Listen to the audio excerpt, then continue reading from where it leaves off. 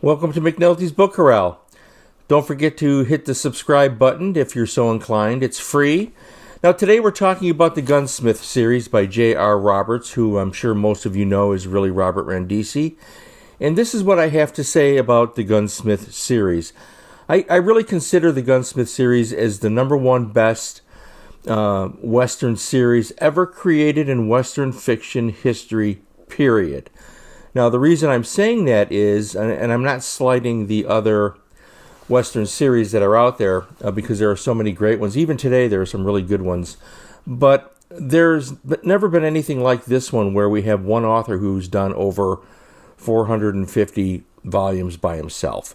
Other series, such as Long Arm and The Trailsman and so forth, those were great series as well, I agree. I have many, many of those too. But they were written by multiple authors. The Gunsmith belongs to Mr. Randisi.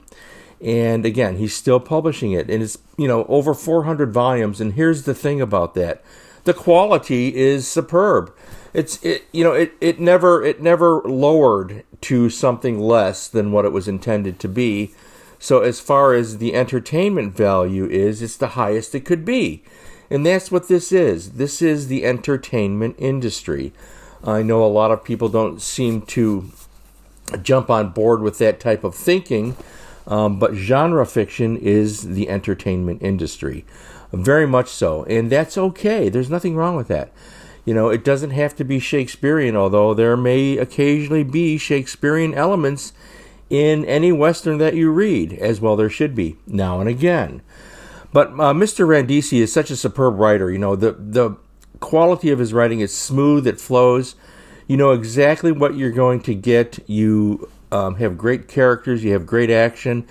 And yes, these are adult Westerns. So the Gunsmith, Clint Adams, he's an interesting guy. Think of him as sort of like a Don Juan of the West. Something like that, who has a lot of dalliances with a lot of ladies. And they're never complaining either. So they're fun to read is what I'm telling you here. And I've certainly enjoyed them over the years. In fact, while we're here, let me show you the first one. This is the first one, Macklin's Woman, which came out in, 82, 83? This goes way, way back, right? So let me make sure there's no glare on the camera there so you can see it. And I'll have scans of this at the end. And this was published by Jove for years. And up until 399 of these, Jove published 399 Gunsmith books and then canceled their entire line of adult Western series, which is, to me, even now, a couple of years later, it's the most mind-boggling thing I've ever seen done. Really, and it's a shame because they demonstrated a total lack of knowledge and appreciation for the popularity of Western genre fiction. And they canceled all of it for whatever reasons they had. I don't know the inside scoop. I don't care. I just think it was a blatantly stupid thing for them to do. And there's really, I'm not trying to be mean here, but when you have 399 books, all right? 399, this is just a small portion, obviously.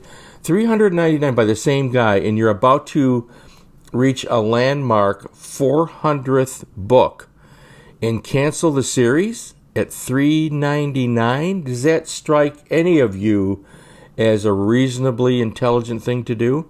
I'm just speculating here. I'm asking you. I'm not being mean.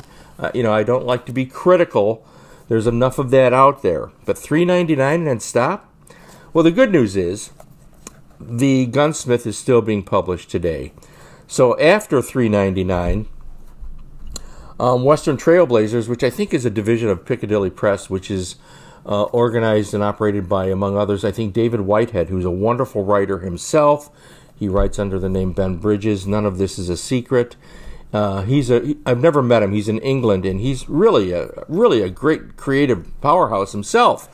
And he puts out a whole series of books by himself and other writers with Piccadilly Press and Western Trailblazers. So they ended up putting out the 400th landmark issue, and there it is, which frankly, has a better cover than the ones Jove was doing. Jove had the same type of covers over and over, which is fine. You know, it was a brand that they let go.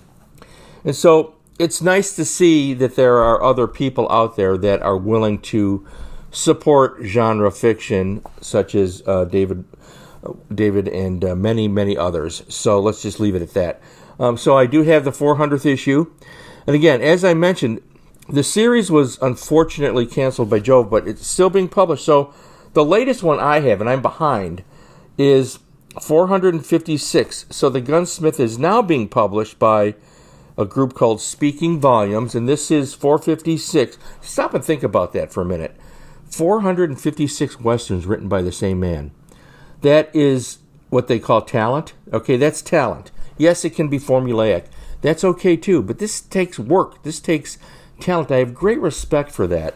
And so the Daughter of Jean Lafitte is 456. I think there's probably several others after this. I had to go on Amazon to see what was happening. You know, I'm not on Facebook any longer, and I don't do any of that social media stuff, so I'm really out of the loop when it comes to what authors are doing. I used to follow that. I just didn't like Facebook. It doesn't have anything to do with any individual or any group. It's just, I just wasn't for me, so I dumped it. So you can go to Amazon and look for the Gunsmith series, and if you're looking for back issues, of which there are 399 published by Jove, you can find those on probably some on Amazon and eBay, etc. So you know how to do that. And so it was really great to read this one, The Daughter of Jean Lafitte. And I'm having trouble talking to you. You know what that means? That means I need to sit down in a saloon with Clint Adams, and we need to have a pint and talk about, shake the trail dust out of our throat and talk about the Old West. And so it was great. You know, it's just as it always has been. You know, the quality has never diminished, and that's the point I want to make today. The quality has never diminished, and that is a testament to the creative talent of the author. So give the man some credit, okay? And I know he has received a lot of acclaim in his life, as well he should. And so once, some years back, I did a little review of these on my blog, and I've never met Mr. Randisi, who goes, again, these are under the name J.R. Roberts, for those of you unfamiliar, if there are a few of you out there. J.R. Roberts is Robert Randisi. He contacted me. I've had a couple of emails from him over the years. He seems like a really genuine, cool guy, you know, and he was really grateful for what I had done by, you know, promoting his books and giving him a nod on my blog.